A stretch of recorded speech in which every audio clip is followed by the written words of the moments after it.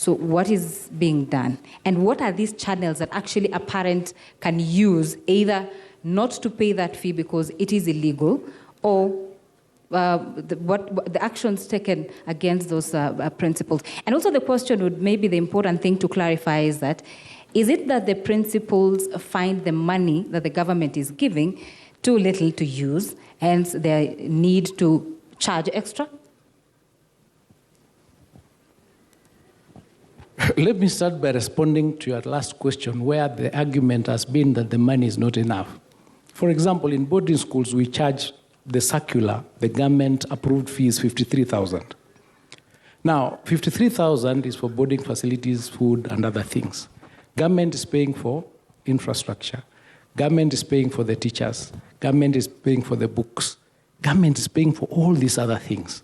Now, what has happened is that there are people, scrupulous out there, who have introduced budgetary items into the budget of schools that are non-essential, thereby raising the cost of running those institutions.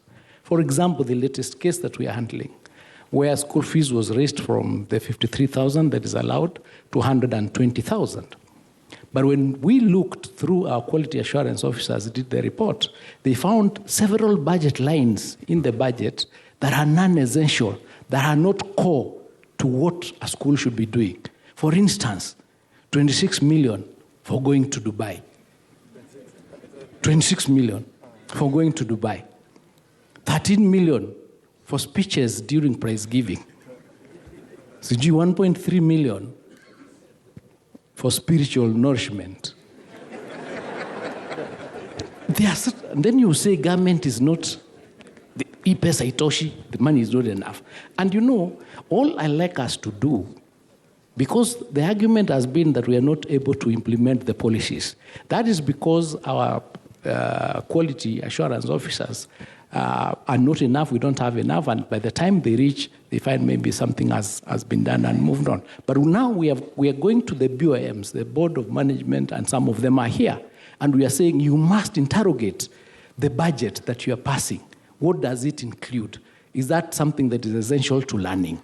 So that you do not increase abnormally the cost of running institutions. So that argument of them is not enough is far-fetched, because there are many other factors, and of course there are a lot of wastage and things like that. But we are saying now, we are acting.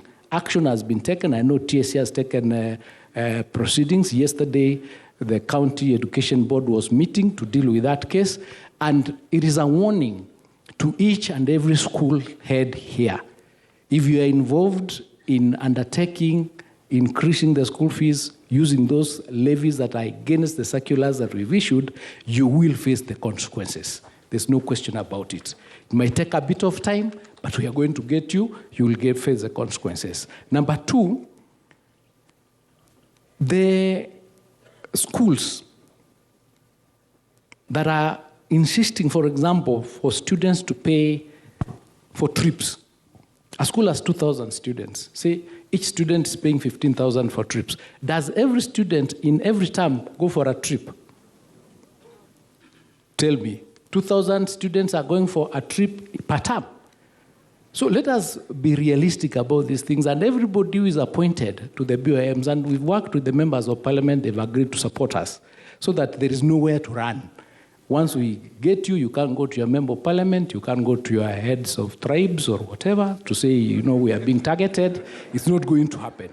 So we are going to deal with you because the regulations are there, and we want the media, before you say this money is not enough, please visit and ask them, let us see the list of what is being supported so that you help us, because we are all stakeholders.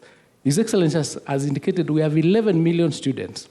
If we have two parents, that is another 22 million people, plus 11. Each and every household is affected, including those people who are saying we do not have enough money to support the students. So help, and that's why we are working here together, so that we can put our heads together, analyze the situation, and be realistic about what needs to happen. And if something has to be increased, there is a procedure. And you have to bring that all the way to the cabinet minister for approval, so that everybody knows there was a bus to be bought, this is the reason, this is what the parents agreed, and this is what everybody is going to pay. How, for example, can you buy a bus for 10 years?